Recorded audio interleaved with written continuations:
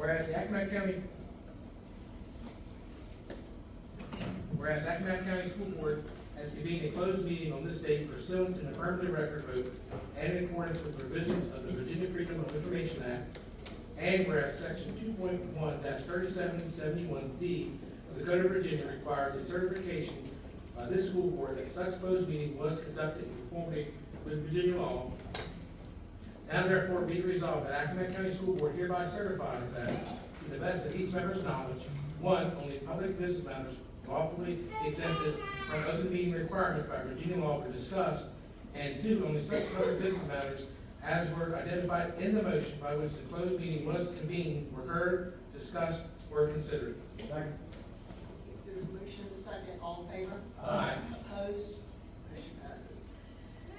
May I have clerk call roll? Mrs. Slidell. Present. Mr. Taylor. Present. Dr. Johnson. Mr. Neal. Here. Ms. Handy. Here. Ms. Booker. Here. Ms. Turner. Here. Ms. Bowen. Here. Ms. White. Present. Ms. Taylor. Ms. Lawrence. Here. Would please all stand for the pledge. To the flag of the United States of America and to the republic for which it stands, one nation, under God, indivisible, with liberty and justice for all.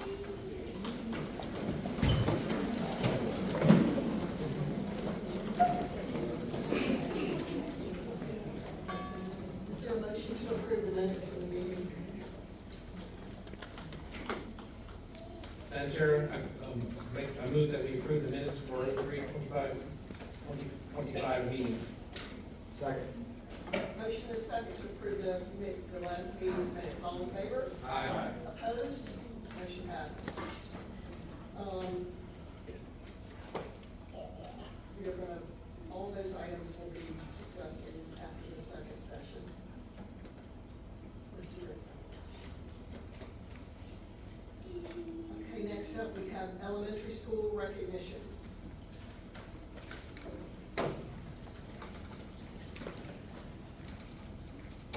Madam Chairman, members of the board, it's with a great sense of pride that I bring to you tonight elementary beta school participants. These kids are, as you all know, are getting ready to travel to Florida to compete in the national. They have done an outstanding job at the state and regional levels. And I'm going to ask each principal to come up and say something very quickly and introduce their team. So we'll start with Accomack Elementary School, Ms. Wheeler.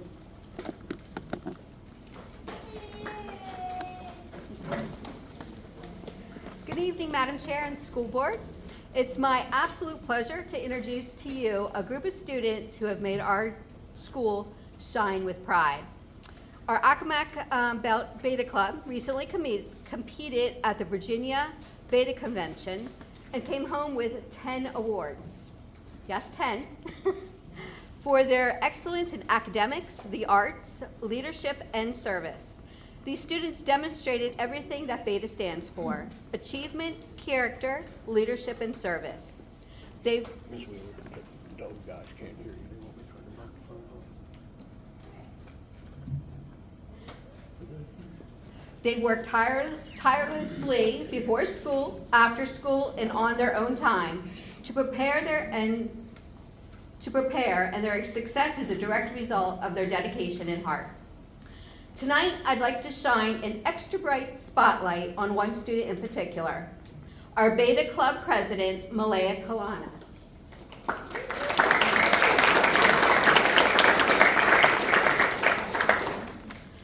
Malaya not only led her team with grace and determination, but she ran for and was elected as the Virginia State Elementary Beta President.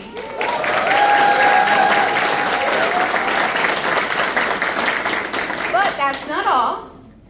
In June, Malaya will go to the National Convention and run for National Beta President.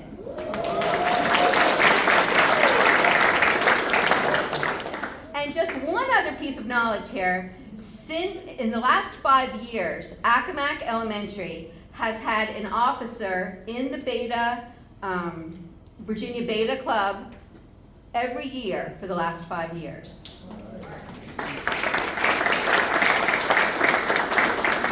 I also want to take a moment to thank our amazing Beta sponsors, Mrs. Johnson, Mrs. Holland, and Ms. Andres, for guiding and supporting these students every step of the way.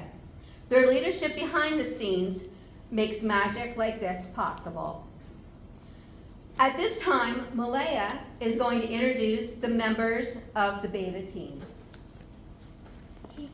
Here are our winners for the 2025 Beta State Convention. In third place for the 5th grade spelling bee, Anaya Wharton.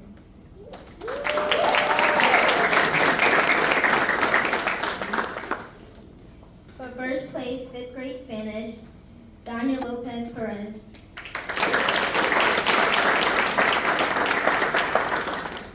For second place, 5th grade Health and PE, Amari Bailey.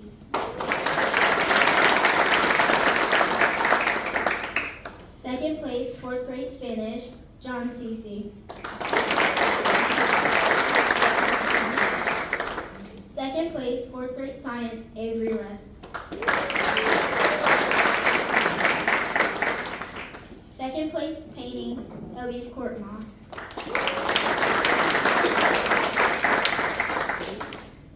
Third place, on-site cake decorating, Haven Walker.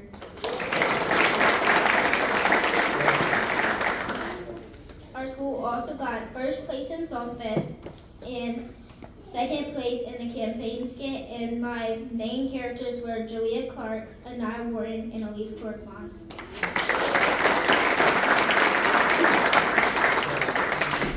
If you participated in the Beta State Convention but didn't win an award, please come forward.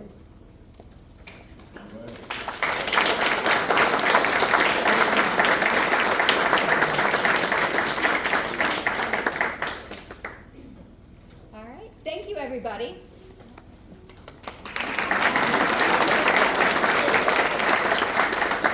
All, best of luck to you at Nationals. Thank you.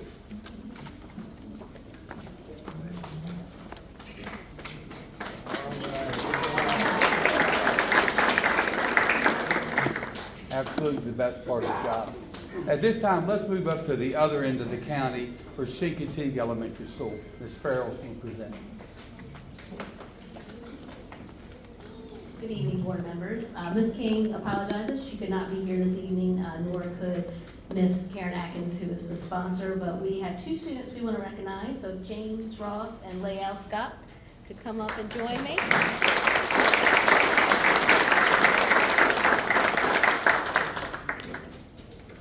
Both James and Leal received second place in Quiz Bowl, and Leal also received second place for Language Arts 5th grade. So congratulations to them.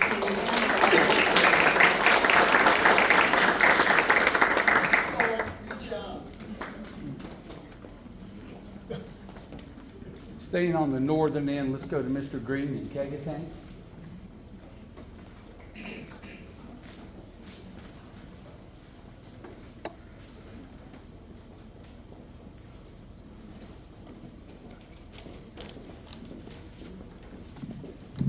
Madam President, to the members of the board, I'm just glad to be here tonight to give you a smidgen of the outstanding students that we have at Kegatang. And I got a chance to meet these students during our annual bingos. And they come in and they do all the work. They set the tables up, they put the paper on the tables, they do everything. And then when it's time for cleanup, they also clean it up. So I am so proud of them and the job that they have done for the school of Kegatang. Also, Donna Merritt would have been here tonight. She's one of our co-sponsors for Beta, but she had knee surgery on yesterday. So she is doing fine though. But I have a great lady that can pitch hit for her in my reading specialist, Amy Young, and she will introduce all of our students. Hi, thank you. Good evening. And we had several winners. Like I said, and Donna would be here if she could be.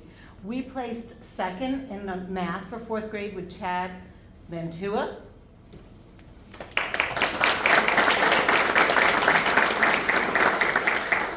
And our robotics team, which all of them are not here. Oh, they show that he's brought his award to show. And we're anxious to compete when we go to nationals. Our robotics team placed third, and that was headed by Evan Butler, Micah Taylor, who went home ill today, Jerry Ruiz, and Alejandro Geronimo Vasquez.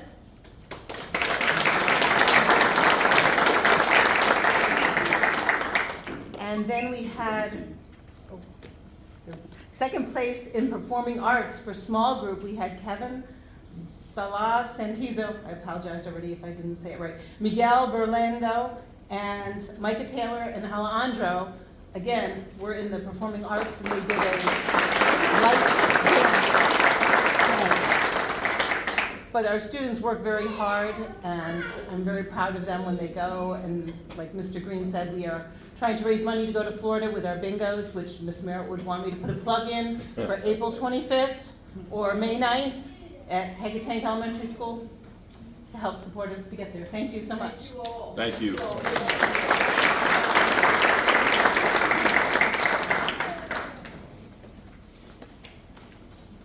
I've been looking, is there anybody here from Pungatee? Nobody?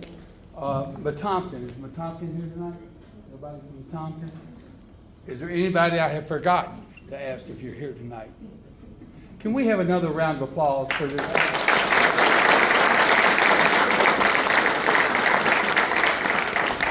And on behalf of the board and everyone else, I want to wish them good luck in their competition. Real proud of all these young ladies and gentlemen. Thank you. Yes, good luck to everyone, and congratulations on all your awards. Next up on the agenda, we have a group of second readings of policies. Does anybody have any questions before we move forward? Madam Chair, Yes, sir. Yes, ma'am. I would like to pull out the 6.01. I had some questions about that one. So it appears that that policy has been deleted. Is there anyone, Mr. Lawrence, could anyone answer questions about that policy? Which policy is that? The first one, overall school capacity. I believe it's been deleted. That policy is no longer in effect. It's been completely stricken. So it's no longer required by the state code. So are those that, is any of that then been rolled into a different policy? Some of them have. But the policy itself no longer stands alone. If Ms. Jackson's going to give you an email with specific questions, I'll be glad to look up the countermeasures and send to it. Okay, that would, maybe we just pull that one outside. Okay. We'll pull that one aside and we'll review how it got rolled into the other policies at the next meeting. Thank you so much. Are there any other policies, or we're all prepared to vote on these? Madam Chair, I move that we approve policy 6.02 to 6.09. Second. Motion is second to approve the second readings of the policies 6.02, 6.09. All in favor? Aye. Opposed? Before we go any further, I just wanted to mention that it was a rough week last week, and Wetumpka lost a very sweet child. There was a memorial for Mr. Lawrence and I, Ms. Farrell, were here Saturday for that. It was a very nice memorial. A lot of people came out. And also we lost one of our school security officers, Mr. Jerry Rivers. So if you all could keep their family in your thoughts and prayers, we much appreciate it. Next, we have the first reading of a field trip policy.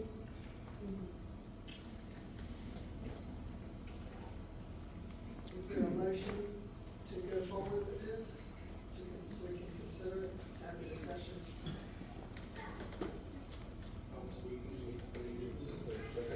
Oh, okay. I think there's. For the first. Yeah, the first reading. Did we want to talk about that now or at the second one? I know you had some things you wanted to talk about maybe, Madam Chairman, I would like to wait till the next meeting to have our first official reading. I would like to talk about this in the principals meeting on Thursday. okay? Talk to transportation, and then bring all of their points or concerns or whatever they feel in front of the board. So if you would hold off and make the next meeting our first official first reading, I appreciate Okay, it. We'll, If that makes any sense. well, We this will just be table the it first to the reading, next- and if we have to, we'll have a third. How about that? Okay, We might that's be able to incorporate the changes into the second one. That's fine.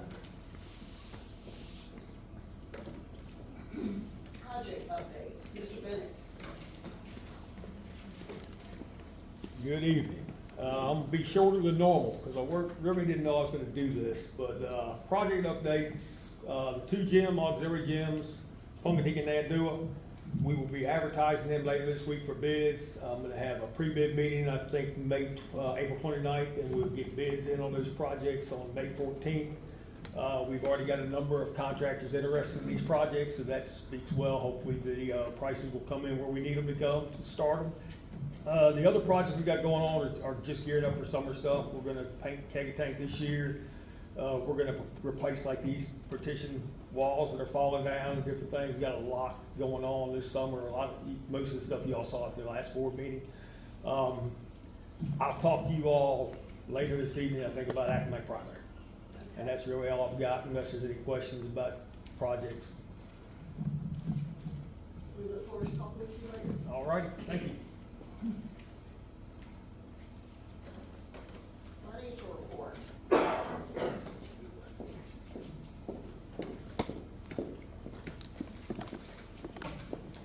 Good evening. You have my report on the federal programs. I did want to point out on the last line, the ARP ESSER 3 allocation. This is what was remaining from the project at Nandua High School and the Career Technical Center to put in a new exhaust system and the HVAC classroom. The project was about $225,000. It was hard to get the equipment in, and then nothing could be installed unless we were on vacation. So the last $33,000 of their billing occurred over spring break, and ESSER had allowed us through BDOE to carry this forward through a process called late liquidation. We have been notified by BDOE that that is being called back, and BDOE is preparing a statewide appeal of this process. We have completed everything we are supposed to do of the appeal, which is through step 5, and then they will send us the draft to approve for it to go on to the U.S. Department of Ed. So I just wanted you to know that that $33,000 is iffy, but the BDOE is going to be fighting for it. So are there any other questions on the financial report? You said the, I'm sorry, Madam Chair. So that's the last one, the ARP ESSER 3. Yes. You said you're saying 33, but it says 34 on the sheet. I'm sorry, 34. I didn't have my glasses on right. Fine. Yeah, So it make is a sure 34. Yes. Thank you. Okay, I also wanted to update you on the state budget. So over the past years, we used to have a support staff of 26 per 1,000 children that were put in our basic aid and figures from the state. Then when we went through the recession, they lowered that to 20, and it has since gone back up to 24. That's 24 support staff for every 1,000 students. And I can get you a list of support staff, but it's more than just instructional assistants. It's maybe nurses and some other positions like that. And the original budget submitted by Governor Youngkin, he did not propose an increase in the support staff ratio. Then in February of '25, the General Assembly approved almost $223 million from the general fund to raise the support staff cap from the 24 to 27.89. Then Governor Youngkin came back in March with an amendment that proposed to reduce that $223 million to $85 million and have the support cap at 25.5. This was rejected by the General Assembly. So this is something that's still out there that we're not sure what we're gonna get on this. So Governor Youngkin has until May 3rd to make his final recommendations on the budget, and then the General Assembly is meeting again on May 13th. So it could be as much as $750,000 for us. So this is why we haven't come back with a final proposed budget for FY26, because we're waiting to see what happened. The General Assembly did add another $52.8 million for what they call enhanced special education. And that is described as an add-on to basic aid of 4.75% for special education students receiving level 1 services and 5.25% for special education students receiving level 2 services. Governor Youngkin did approve that, so that appears to be additional money that we will be receiving, and it does not seem to be contested at this point. But as soon as we get something, we would like to be able to go ahead and pass a budget, but with that much outstanding on what they do with the support cap, we did not feel it was time to bring it back to this board. So that's why you're not hearing anything from us on this right now. Then to give you an ERP update, the leave balances have been entered on all employees except for food service. We're having trouble that they work different amount of hours versus their leave. They don't work a typical 7.5 or 8 hour day, but we are working on that. As of the end of February and starting with March leave, it'll be charged monthly and shown on the paycheck. We will still be 1 month behind until we get further training into frontline that people can record their leave in frontline beyond teachers. We are doing that in our administrative offices, but we have to make sure that everybody is using that faithfully through the system before we can do a transfer file for that. We need the budget data as soon as we can in May, because we have to have the salary scales uploaded and roll the budget forward, and that's very important for our new ERP system. But as I said, there's nothing we can do until we get more data from the state. Contracts are again going to be issued by Greta, because until we get position control in place, we will not be issuing contracts through the ERP system. So that should take place next year, a year from now, but not this year. Are there any other questions?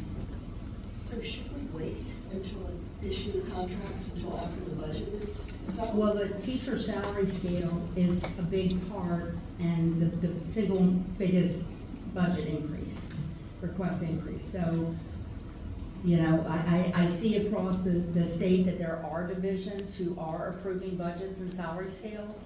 We have not brought it back because of what I just stated. Because as you remember, we were looking at bringing everything to the state average and then putting 3% on top of it, because the compensation supplement's 3%. So it was a really big figure that we were hoping to be able to do for teachers. If this goes through, I believe we're only short like $190,000 from balancing, which would be a great thing. That's why we're kind of holding back, because we'd like to take this big step. We don't want to have two different sets of salary scales out there for teachers. So we'd like to be able to do this big step, but we won't know until they pass it. So we are waiting to issue the contracts until after the budget is finalized? Because the money hasn't been approved as final in the budget. Very good. Any other questions for Ms. Owen? Thank you. Thank you. Recruiting, Mr. Johnson. Mr. Johnson's been very busy at these recruiting fairs. All right. A little bit of both, a little bit telling you about some of the activities Ms. Julie Evans and I and others, we're not going to take all the credit, and others have helped out as well over the past couple of months. So also a bit of a vacancy report for you as well. All right, so at present, we have 21 teaching openings, vacancies for next school year, and you can see some of those listed there, mostly elementary teachers, special education teachers, early childhood special education, so on and so forth. As you can see. Okay, next. Okay. So some statistics for you. We've had 14 teachers resign, 4 retire, But we've hired 12 new ones this school year specifically for next school year.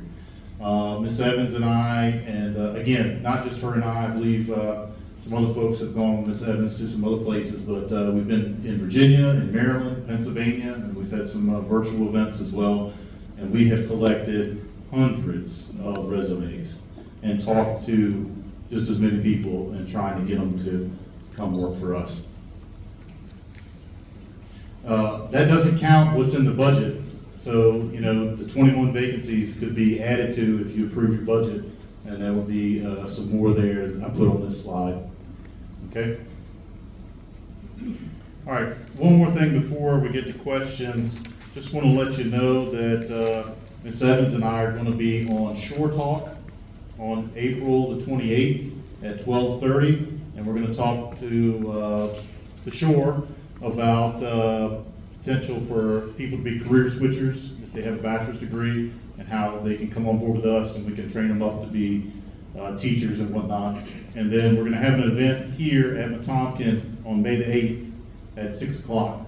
And so the radio show, we're going to try to recruit some people to come, and then we'll talk to them about how they can be potential career switchers and come work for us. So, any questions? That's a great idea. I just, one quick question about the junior ROTC position. Is that an additional person? I'm told, maybe Ms. Taylor could give you all more information, but what I'm told is that it's a requirement to have an additional person because I guess, I'm assuming because of our numbers, that it's a requirement for the program to have an additional instructor next year. Gotcha, thank you. Any other questions? I got one. Have you and maybe your team talked to the high school students about greater homegrown teaching? Like, you know, getting it out there and trying to recruit some people that are getting ready to graduate and That's a good idea. We could certainly set something like that up and, you know, talk to some seniors that are interested in the profession for sure. that's an idea. Okay. Thank you. Thank you. Next up is the special ed annual plan. Before we go there, Madam Chairman, if I could Yes, sir. piggyback on that, we do have a cadre of students who are working as interns with teachers in our school system. It's quite popular, actually, who are at least considering going into teaching. We do have. But I talked to some other students and they were graduating and they never really heard about the program, so I just felt like if we can get out there and advertise that to, you know, help Yes, sir. our graders, so.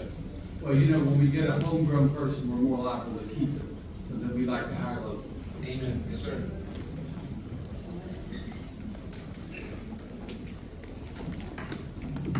Good evening, everybody.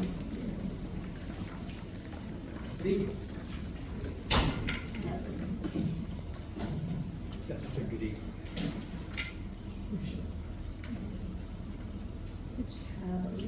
Can you scroll up? Go back one more.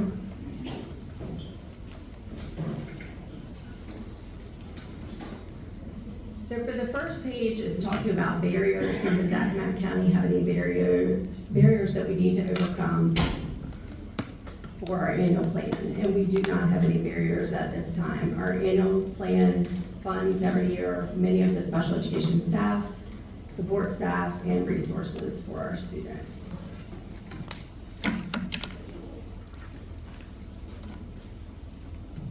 Okay, if you can click to the next tab. So the next one is talking about the local jail, and as you all know, we do have the Accomack County Jail that's in our district. The fortunate thing is if we do have a student from Accomack County that is below the age of 18, they do go to Norfolk Detention Center. So we don't have to worry about educating them at this time. We do have an agreement that if we have a student ages 8 to 22, that we do have an obligation to educate them. They are adults at that time, so they do, in the agreement, they would request the services and then we would figure out a plan. In my 7 years in this job, we have not had anyone request services that has been in the Accomack County Jail. Next is the implementation narrative, where each year we have to explain how we use the funds from the previous year, and we have been able to maintain the use year by year. Again, our main funding goes towards staff. We also have support staff that we cover, so it does cover materials for the teachers as well throughout the year, and different things in the actual special education office. The next one is maintenance of effort, and this kind of ensures that Accomack County is spending money on their students with disabilities as they are other students. And so for the local, it's 5.8 million, and then local plus state is 9 million, and then there's the per capita figure that you can see there, and these figures all come from Beth in her office. But every year we've done a good job of maintaining that. The next section is our proportionate set-aside. Accomack County is not mandated to set aside funds, but we do so each year for our local homeschool students that are in our area. We do provide services in the area of speech, OT, and physical therapy for any private school or homeschool child that resides in our zone. So we do keep track of those. I have to do meaningful consultation each year. I actually got a letter back today for that from one of our local parents. But these funds are available to pay for those services. We've never used all of the funds that we do set aside each year, just to kind of put it in perspective. The next section is 611, which is our largest pot of money. And that funds 10 special education teachers, 11 assistants each year. Then we cover any Virginia IEP add-ons that we have to help in the area of special education. Then our code 5000 is for the maintenance fee. And then we also have general fees for our office, like our postage machine, fax machine, and phone services for the special education office are all paid out of this grant. Next is 619, which is and as you can see, it's $1.1 million there for the 611. Then for 619, that is the early childhood special education pot of money. It is a very small amount at $37,000, and it covers a portion of the salary and benefits for one of our full-time assistants that is assigned to early childhood special education in a division. And that is my entire thing. Does anybody have any questions? The set-aside money that you were talking about, does that include any of the Virginia kids that are special ed? No, because they're still Accomack County students. Okay. They get regular services, just in a different way. These are for students that are no longer enrolled in Accomack County, and they're actually homeschooled, or if they attend a private school within our borders. Awesome. And we do have 3 in Accomack County now. Okay, thank you. You're welcome. Anyone else? Any other questions? Thank you, Sam. Summer meal program.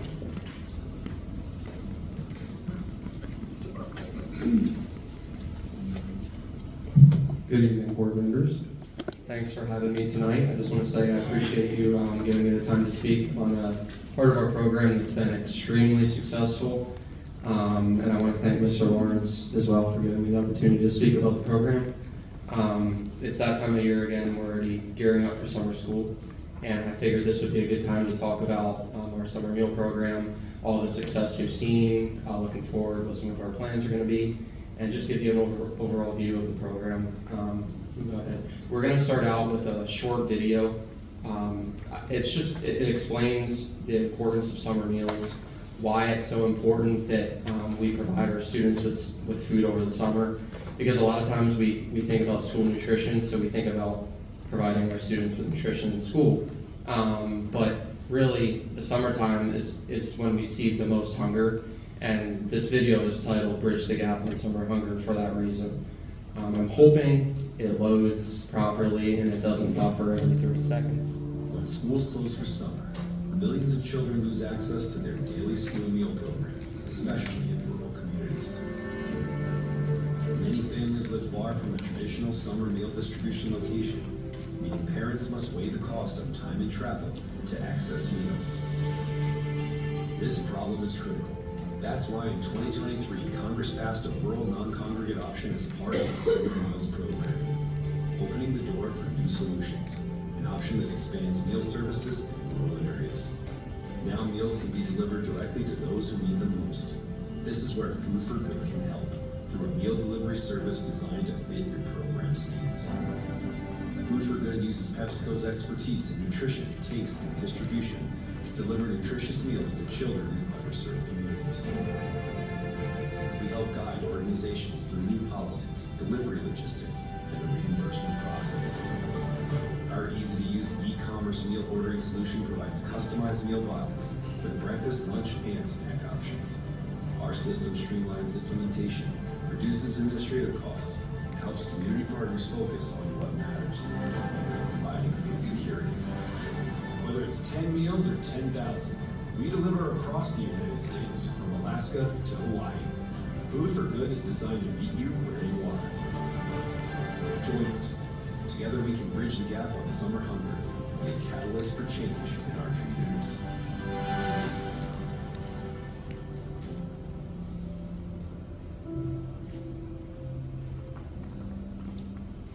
So I wanted to thank our partners, Food for Good and PepsiCo, because they have been so wonderful to work with through the whole process. They made it easy for me to reach out, to place bids on products, me to choose a variety of products for our students, and it's just been an all-around, it's been a nice program for everyone in the community. I know it's touched a lot of our families. It's made a difference in the lives of thousands and thousands of children, and even children that aren't even in our school system. So I know that when I came to Accomack County, there were a few areas that I wanted to look at. Why are children not receiving fresh fruits and vegetables in school? Why are they not why is that not happening? The other one was, how are we not reaching our students with nutrition? Where are we lacking as far as food security? So when Congress passed the USDA non-congregate waiver around COVID, that was the time for me to jump into at least tackling the summer meals and seeing how many families we can reach and really providing them with nutrition when parents may be at work, when students don't have access to school cafeterias. We tried running meal pickups at each of our school locations. Our first year as a non-congregate waiver, it really did not do very well. We saw that transportation was a problem. We saw that meal times were a problem. Parents can't just leave work in the middle of the day to come pick up a breakfast or a lunch. Is it really worth it for a parent to drive to pick up a $3 meal if they're spending $10 in gas? No. So PepsiCo and Food for Good, we had an initial meeting that we tried to identify all these issues that we were having, and this has been the perfect solution. So I just want to thank both of them for working with Accomack County, because we were the first school division in the state of Virginia to do something like this, and now it's paved the way for other school divisions who are looking to do it this coming summer. So Good for you, Lane. So I'll just go into a few details that just explains the summer meal program and where we stand. Accomack County qualifies under the USDA Rural Non-Congregate Meals Waiver. That began in spring of 2022. Like I said, we were determined as eligible for free non-congregate meals. However, we started out doing it via meal pickup at the school locations as they held summer school. It did not really go very well because of the reasons that I had mentioned. So we designed a program to meet the needs of Accomack County students, parents, and families, and work around the barriers to access meals such as transportation and work schedules. And once again, we are partnering with Baylor University. Food for Good, No Kid Hungry Virginia has been phenomenal to work with through this process. They've given us a few grants. And UPS, which I don't know how many friends I made in the local UPS driver area of the program, but I do want to thank them because they would not have had to commit to delivering all these boxes. It's a lot of food, but they've really done a great job to make sure that the meals are getting there on time. If there's issues, they let us know. So the drivers in the area have been phenomenal. And this year, once again, we're going to go with a little bit of a different menu, which you'll see in an upcoming slide. But it's going to be multiple shipments of shelf-stable meals delivered directly to the homes of Accomack County families with children 18 years and younger. So you can be 18, you can be 2, you can be 4, whether, no matter how old you are, you're gonna get a meal box as long as you fill out a permission slip and send it in by April 25th. Can you just go back there? Each family received shipments covering the entire length of summer break last year. The first year we did it, we were about 2 weeks shy of covering the whole summer, but last year we did every week. Each shipment contained 10 days worth of breakfast and lunch for a total of 20 meals. And that's gonna be the same sort of process we follow this year. We're looking to start the first week of summer and end the last week of summer. So there will not be a single week that an Accomack County student goes without food delivered directly at home. This is a really good slide to look at our participation data. So the top shows the summer of 2022 prior to us committing to doing a home delivery program. So we only served 12,185 meals the entire summer. So you consider our enrollment, that is not very good, considering summer is 3 months and we serve 12,000 kids, which we serve that in 2 days in Accomack County in a school, school day. So you look at summer 2023, this was the first year that we completed the home delivery program. We had a total of 8,193 boxes shipped. We served 2,138 households. Looking at summer 2024, where we did the entire summer, we served 12,553 total 10-day boxes and 2,157 households. So our numbers are increasing, but you can see the drastic 4,000 increase in meals overall because we did those couple extra weeks to make sure we covered the entire summer. The program's been a huge success, very few logistical issues. Honestly, I cannot believe how smooth last summer went. We did send out surveys, parent guardian surveys. There was a QR code in last year's meals. We got some feedback. I've taken that feedback this summer and actually at the end of last summer, and we've got better packaging. So the only issue we had was sometimes that there were some items in the boxes that were damaged. Now we've got a nice shrink wrap, a really attractive package. That way when you'll see in an upcoming slide how much it's changed. And we've tried to address any of the issues there as far as damage. We've saved families on food costs over the summer. I can't believe how many people have come to me and said, I just want to thank you guys so much because the milk that you're giving us, the shelf stable, the cheeses, the dips, the chicken bites, everything that they're getting, it may not be a 5-star. Obviously it's not a steak and mashed potatoes because we can't leave that sit outside in 95-degree weather. But as far as shelf stable items, I know that it saved families a lot of money. And that's our goal here. It's labor free. The only labor that goes into it is me and my central office staff preparing all this, keeping up with the program throughout the summer. And we passed in all areas of the compliance under the USDA Summer Food Service Audit last summer. So now that we passed with a program that we've created, we just had a meeting last week and they said, Brandon, what would you do? How did you guys do it? So the state's coming to us because there's a few gray areas that they're like, this is a program you started, nobody else has done. What have you done? How can we make it work for other school systems? So I'm trying my best to make it happen again and lead the way in this home delivery program. Small profit for our department, and like I already mentioned, we're relaunching the program this summer. This is how it started. This is one of the first boxes that went out. You can see it's kind of a mess, but it was a meal box. You can go to the next picture. This is the second type of box we sent out. We did get shrink wrap, and then this is how they look now. So you can see it's a lot more attractive of a package. We've included a lot of nutrition information this summer. I'm hoping to include Sunbucks because every qualifying family is going to receive another Sunbucks payment over the summer, also to help with grocery bills and whatnot. And we put in some coloring sheets, some nutrition information because it's important that kids learn about nutrition and where these things are coming from and why they're good for them. So they're going to have all of that, plus they're going to have a menu in every box this year that explains what goes together to make a meal. And that's what one of our meal packs looks like. Cereal bowls, nutrition bars, fruit juice, shelf-stable milk. It's really good items that if you look at a grocery store, these things cost a lot of money. So for a family of 5, 6, 7 students or children, this is 7 boxes a week like this are really making a big difference. And this is what came out of one of the boxes, so you can see it's quite a bit of food. Those are some of the other items. We have chickpeas, juice, pudding, and we have whole grain crackers and applesauce, which is all shelf stable. And this is one of my area manager, her daughter. She said she just couldn't. She was so happy when she ran to the door to get the UPS, meet the UPS driver every time he showed up. So that's all of her food she got, and there's another picture of her.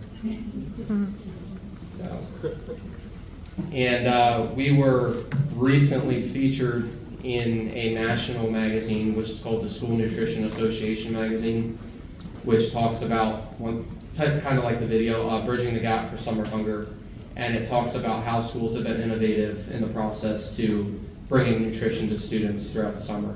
And it talks about Accomack County, how many meals we served, 165,000 our first year.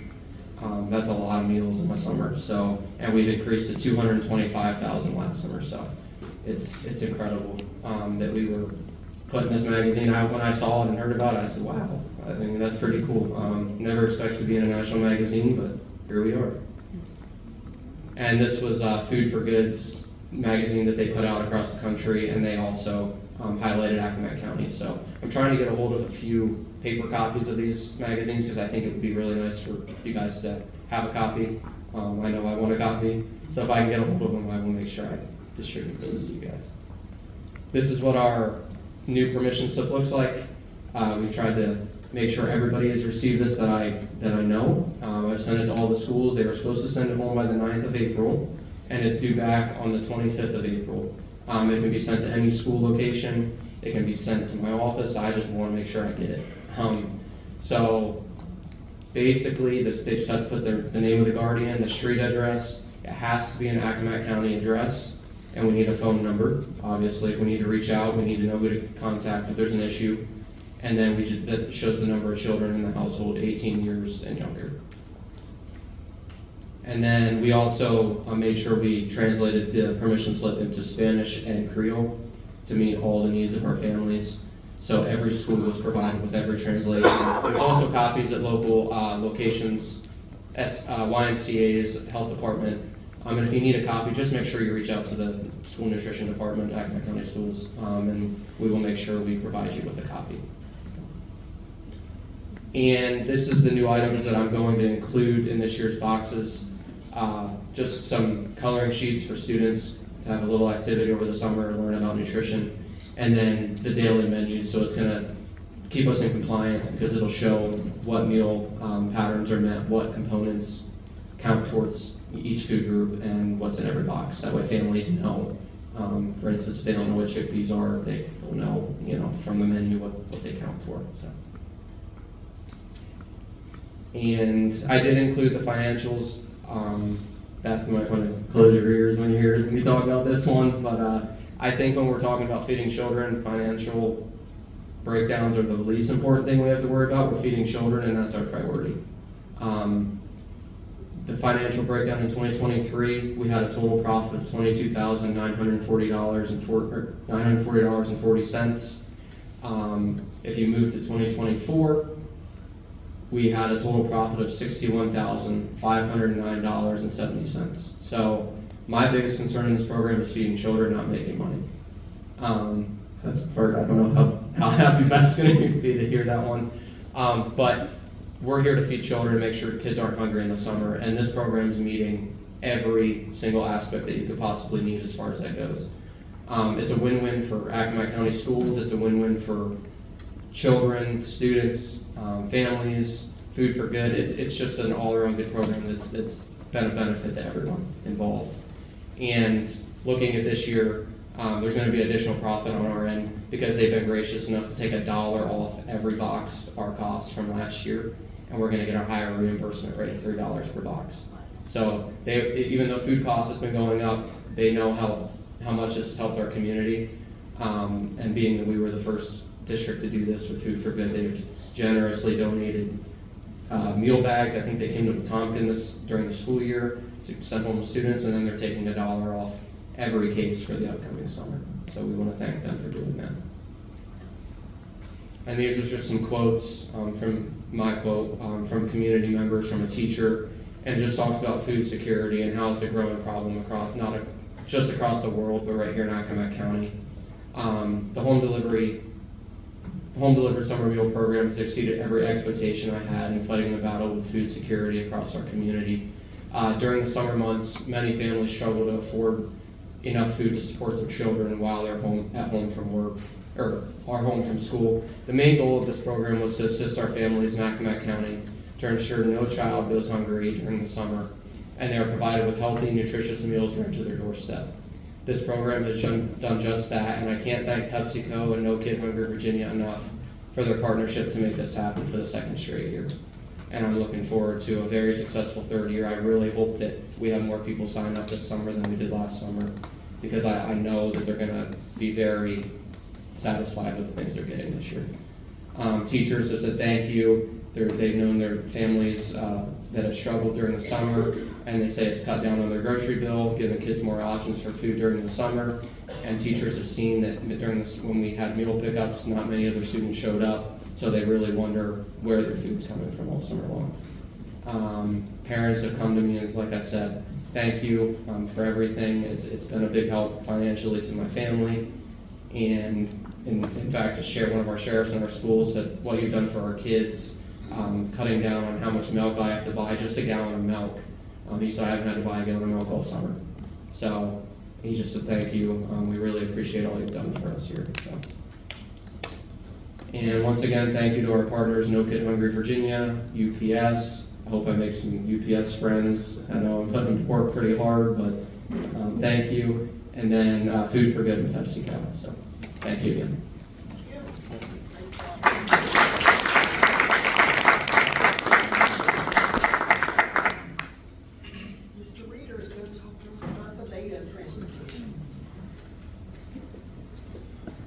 Good evening. Good evening.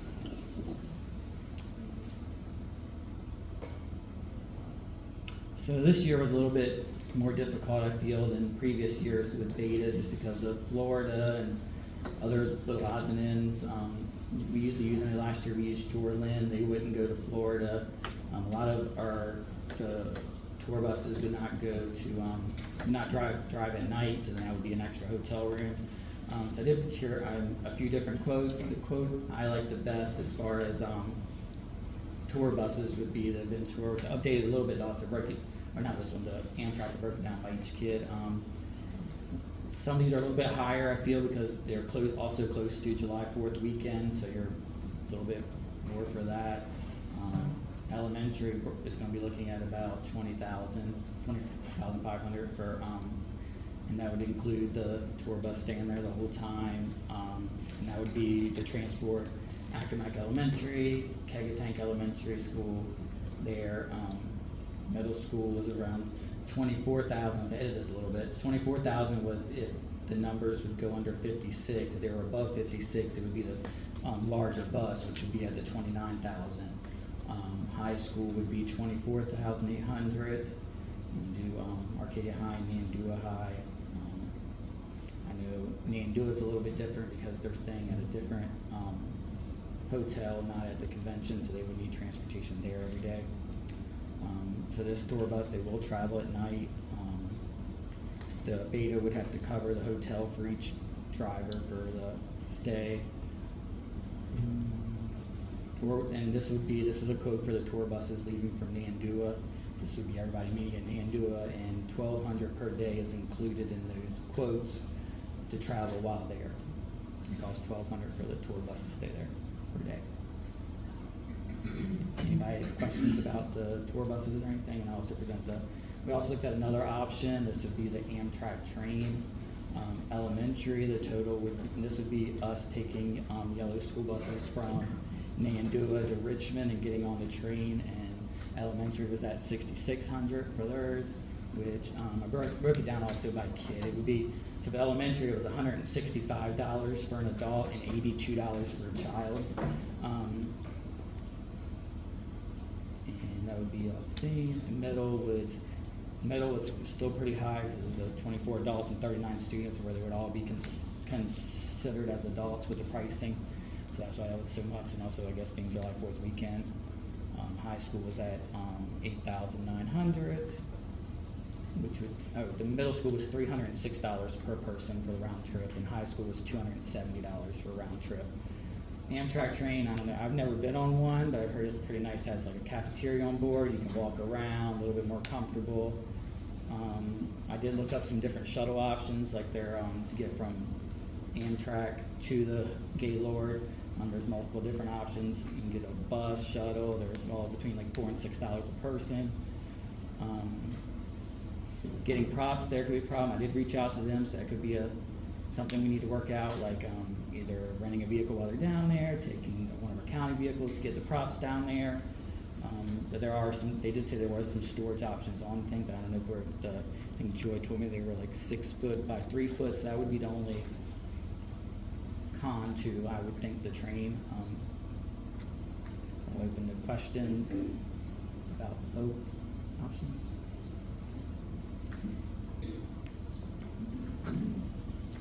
I don't have a question. I have a concern. I've been on this board now 18 years, and we've always provided a bus, and I realize the difference in cost, but unless you've traveled with children and trying to move between a station and then a shuttle, and then it's a lot. It's a lot of moving parts. Regardless of how many chaperones you have, it's still a lot of moving parts. My vote is going to be for the buses, just because it's safer. Everybody moves at the same time, all the time. We don't have to worry about waiting for somebody to pick us up. We don't have to worry about somebody leaving us. We don't have to worry about people that we don't know. We're insured with the buses. So that's my position on it. I did get another bus company today that you might want to check out. I'm gonna have to actually send it to you tomorrow because I can't access my phone in here. Just to see if it's a little bit cheaper. And also, like I did with all my quotes, I like reach out to my directors in our region that use like, because across the bay, they use tour buses all the time, like because they can't transport teams, they use tour buses every week. They did say that Venture is the #1. That's the one. If you want to, like, you go to them first, and if they can't do it, then you try somebody else. But like I also like, I've reached, like a lot of people have reached out to me with all kinds of different companies, but I'll go to Google first and I type in that name, and the reviews are horrible. Like they left me here, they never showed up. So I try to look at reviews too. But yeah, definitely send it. I'll get a quote from them too. I know that name, Jordan. Jordan was the one we used to use, but they won't go to Florida. They won't go to Florida. No, I tried. That's who we like. Normally, like any kind of like when we used to take buses to Williamsburg or anything, we always use Jordan. But they won't go to Florida. Okay. Would you be opposed to me reaching out to some people that I know in Maryland to see? Yeah, Okay. definitely. I'm open to options with the buses. I don't know, this probably isn't in your, one of the things you would look into. I don't know if it would be Beth or Mr. Lawrence, but what is are we insured in the event that, you know, something happened to the bus, or the bus was in an accident or something? I would the think bus company has insurance, because I realize it's outside the, you know, school will be over. So could somebody look into that and explore, I think tell us they have what to have a our certain number of policy. I think they would probably have a ballpark figure of policy to have a tour bus company to protect their assets. But I would think we may be covered. Somebody would have to look at our own. I'll make sure, but I mean, I think they would have to provide us so they can get an insurance if we chose to play the chief bus company. It's typically $1 million. Yeah, that's what $1 million bus. It's $1 million across as a blanket. Yeah, it's a blanket. So I'm guessing, and just a guess, I know it's $1 million per bus in Maryland, but I don't know if everybody followed the same guidance on that. Well, we can check Well, it out. I'll check into it tomorrow as well. Thank you, Mr. Reader, for all your hard work and information. I appreciate that. You can add travel agent now to your resume. Did you? Madam Chair, I would like to move that we table this to our next meeting so we can process this information, see what maybe the stain you can find, and then at that point, we probably make a good decision. Can you say that again so that no rumors go out that we chose Amtrak because we have not chosen anyone? No choice has been made, no choice has been made. We're gonna vote. Mr. Taylor, I'm waiting for a second. Mr. Taylor made a motion that we table the transportation options to the next meeting so that we can get more information. Is there a second? Mr. Spondale has made a second. But there's a motion and a second to table the transportation, to postpone it to the next meeting. All in favor? Aye. Opposed? Motion carries. Oh, I was asking if anybody, Just wanted to make sure all day was Title 6, Mr. Lawrence.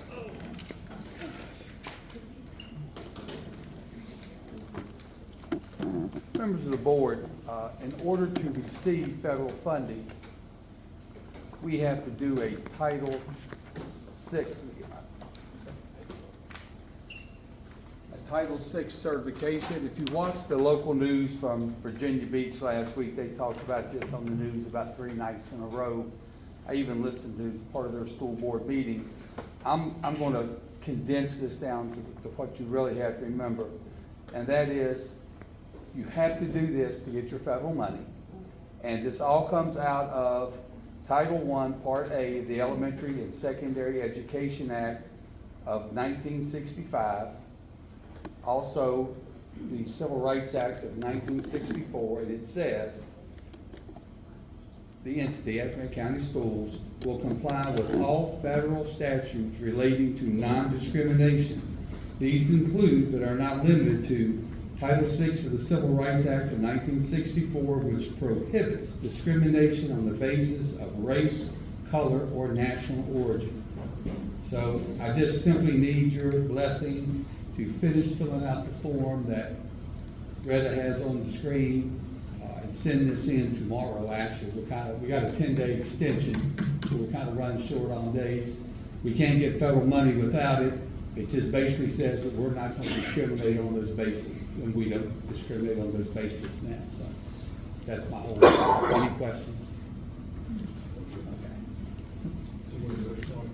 Yes.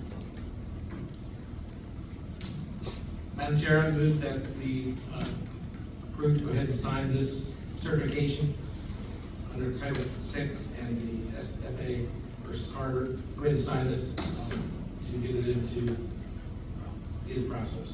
Second. There's a motion and a second to approve the Title VI referendum Mr. Lawrence has presented. All in favor? Aye. Opposed? Motion carries. Superintendent's contract. Madam Chair, I move that we approve the contract for the superintendent as discussed. Second. There's a motion and a second to approve the superintendent's contract. All in favor? Aye. Opposed? Ladies and gentlemen, Dr. Jennifer Miller. Do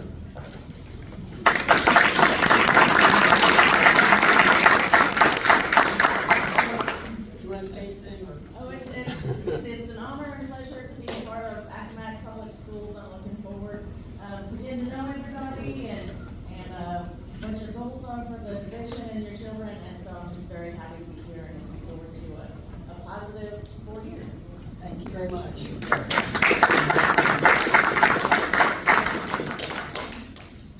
Mr. Lawrence, do you have a report for us, or do you said everything? I'll report off to the next meeting when we report on summer programs. We're in the middle of getting the schedule straight, lining up teachers. We've selected our schools, so we're going to do that at the next meeting. We'll have the 2 coordinators presenting on summer school programs. Mr. Spondale? I know. Spondale?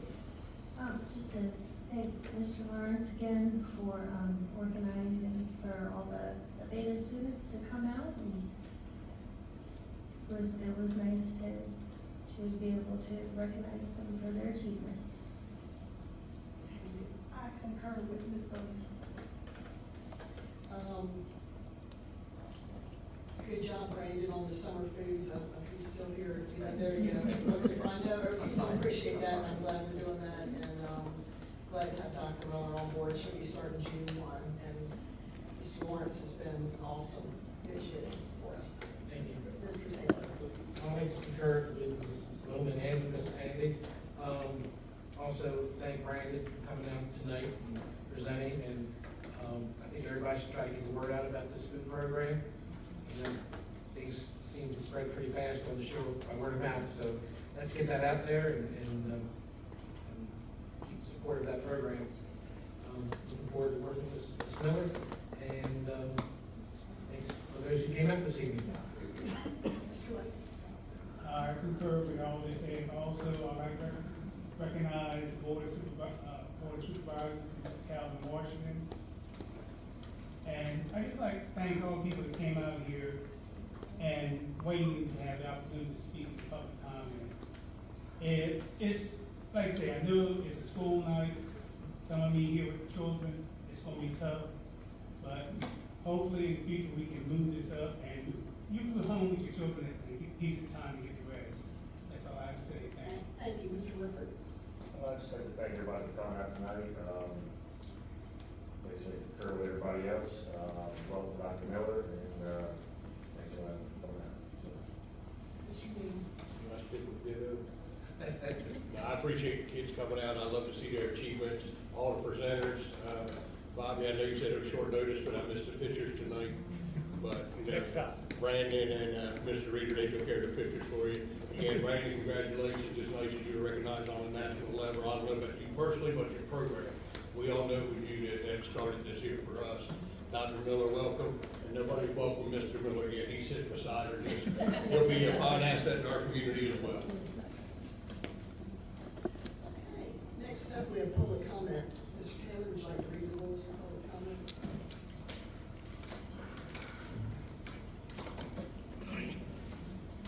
One, identify yourself by name and 911 address. Two, speakers are limited to 3 minutes. 3, individuals may reserve or transfer their time to another speaker. 4, specific personnel matters must not be initiated at a public meeting. 5, speakers cannot be abusive, threatening, or use profanity. 6, specify the nature of your remarks. 7, speakers who have previously spoken on a subject for public comment do not be allowed to readdress the board during the same public comment period. 8, specific questions should be resolved prior to the meeting by contacting the superintendent or the appropriate staff member. 9, anyone who would like to present a PowerPoint presentation for public comment has to present the presentation 24 hours in advance for review by the staff for appropriateness. And 10, all questions shall be directed to the chairperson who will, at her discretion, solicit the response from the appropriate staff member. Ellen Richardson.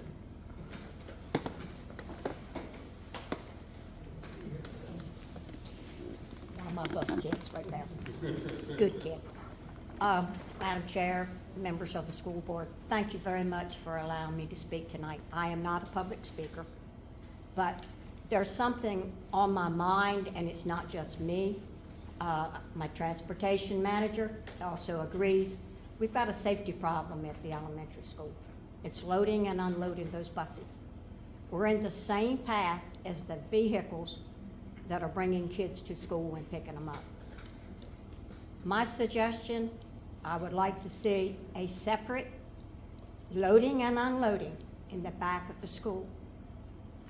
I have copies of a map, and I got a little half of a moon on there, which is where I understand, and Mr. Toppert has clued me in that it's a wetlands. Well, you can fill wetlands if you mitigate.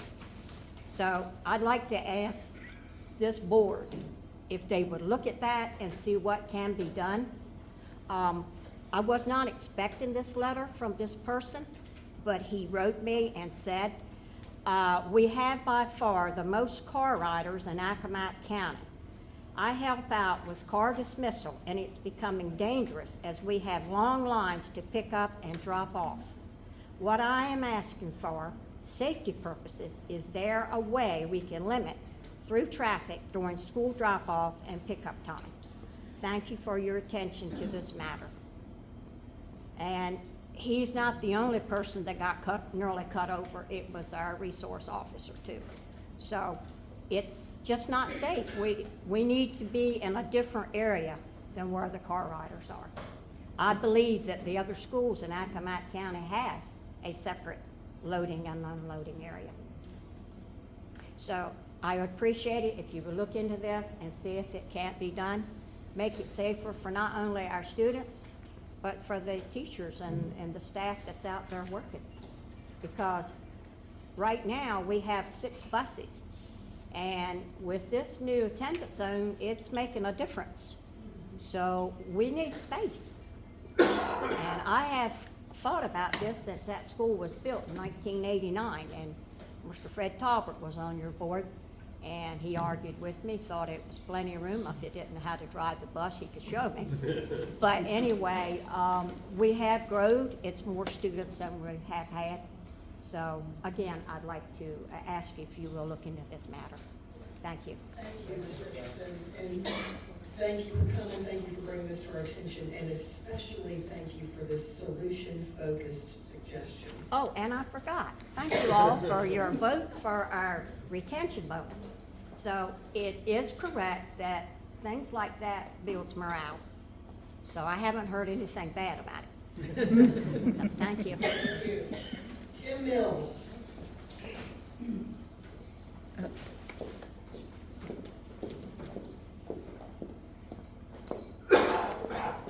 I'm reading this email for Kim Mills. Her address is 24322 Callan Street, Parksley. Excuse me.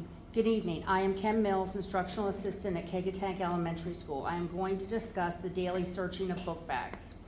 When metal detectors were put in every school, ACPS failed to provide detailed instruction on how to conduct searches, what items are prohibited besides weapons, whose book bags were to be searched, and when searches were to be conducted. I personally have not received any training for the use of the metal detector or the procedure for searching book bags. I've been told in some schools they are feeling the book bags without actually opening them. I've heard that some schools only check every 10th student's book bag. The point is there is no countywide standard operating procedure for every school to follow. Since the beginning of last school year, I was tasked to search book bags. We search every book bag at KES. I have handled it all: skunk-smelling book bags, dirty underwear, shoes, makeup, Stanley cups, purses, extra book bags, open Vaseline containers, toys, lunch boxes, just to name a few. Not only is it a dirty job of handling all of this, but the wear and tear on my shoulder from pulling and tugging on book bags, which can weigh 30 pounds, is taking its toll on my body. A coworker is having to go through physical therapy due to the stress on her shoulder associated with searching book bags. Another concern is the liability should a prohibited item get missed during a search. Would someone lose their job if a knife was stuck in between books and was missed during a search? Moving forward, I would like to see a couple of things happen. The school board office needs to develop and distribute a detailed procedural manual for every school to follow. This will contribute to consistency across the county because it appears that each school was left to figure it out on their own. The other thing I would like to see is a stipend to be paid for searching book bags. This would be paid for those employees who take on that responsibility and actually want to search book bags. I feel that this goes above and beyond the job I've been hired to do and the additional duties I already perform. I am sure that most of the teachers who perform searches feel the same way.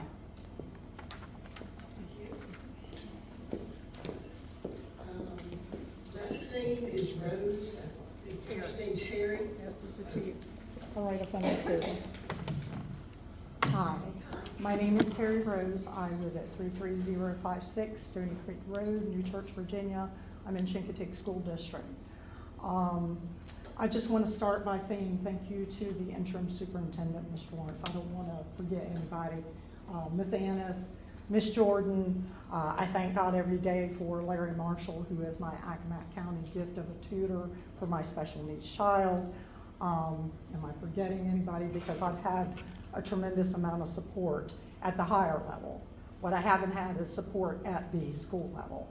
So just to preface, I have 2 special needs children who are on the autism spectrum, varying degrees. I've been trying to get one in school since February. I've been trying to get one out of school, and I'm getting a lot of pushback. Advocacy for special needs is never easy. It's even harder when you have a broken support system at the lower school level. Communication is a big issue, especially when you arrive at a meeting to make a big decision and they tell you they don't have data to support it, when I know that data is there because I've been reporting it. It's a little disheartening that they show up without any information in hand.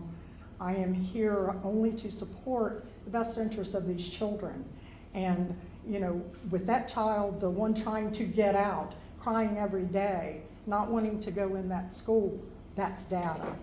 You know, that same child saying, I want to come home at lunchtime, that's data. Evidently, it's not being recorded, and that's a problem. When you have a group that is either unwilling or unable to see that there is an issue for this child, that's an even bigger problem.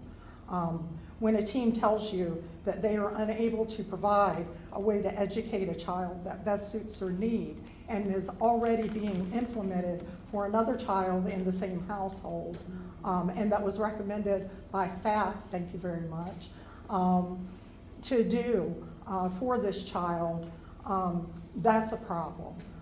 It's called an IEP because it is individualized. It is for each child to get what they need. When they tell you in their professional opinion that grade-wise the child is doing fine, so therefore they're okay, that's an even bigger problem. Not looking at the whole child and everything that's going on. I know I'm not alone in this at this school. I encourage anyone who's there to please reach out to me because, you know, we really need to talk about this. Ultimately, at the end of the day, I pay taxes to support the education of these children, and I am not getting a fair return on my investment, that plain, that simple. I would like to see some sort of mechanism where I would be afforded the ability to take those funds elsewhere to a more supportive environment where the IEP goals can actually be addressed and met. My question to you is to ask, what is this board doing to improve special education here in Accomack County? Thank you.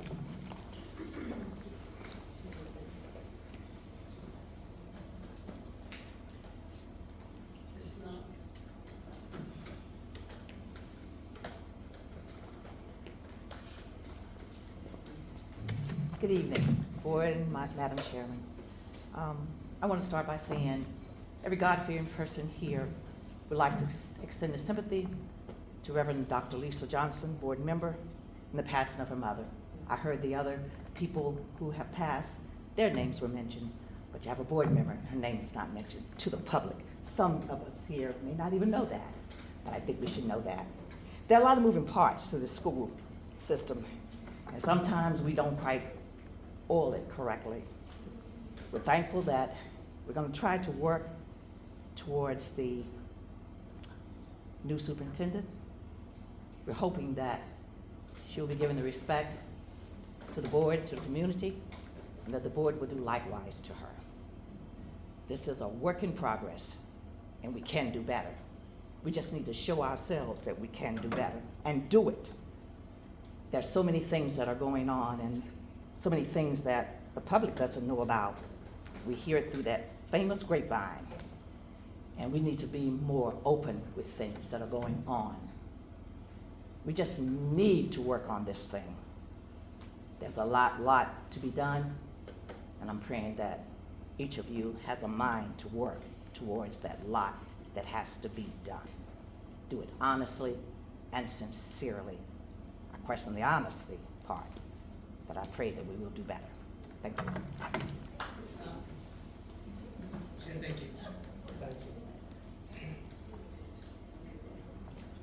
Chair, Rose has been before us several times, and obviously getting the help she needs. Is there any way we can appoint? I know Ms. Annis, she said, has helped her, but several times she's come here and asked. Is there anything we can do to help?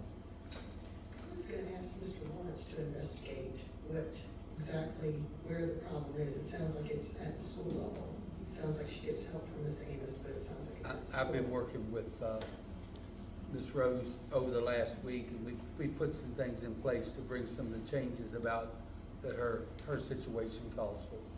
It's not finished yet, but we have talked on the phone, and Ms. Annis and I are working with her to address these issues. Maybe we can get updates as it goes along. Thank you. Thank you. Also, Mr. Lawrence, if you could look into the other speakers and see what we can do to kind of get things straight on those, Ms. Bills and Ms. Richardson, and then, thank Ms. Knott for speaking to, especially Ms. Bills, looking into this searching bags and whatnot. Just so we can kind of resolve that. I don't know if I can resolve it, but I'll look into it. It won't probably be a miracle, but I'll look into it. Okay, the board will now adjourn to closed meeting. Whereas the Accomack County School Board has convened a closed meeting on this date pursuant to the Affirmative Record Code and in accordance with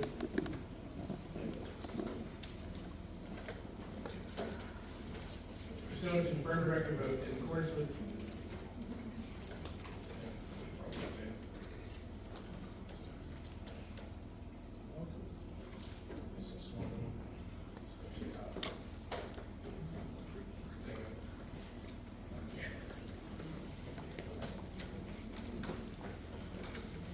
board should convene to a closed session pursuant to the following section of the Code of Virginia. Section 2.2-3711, subsection A1, section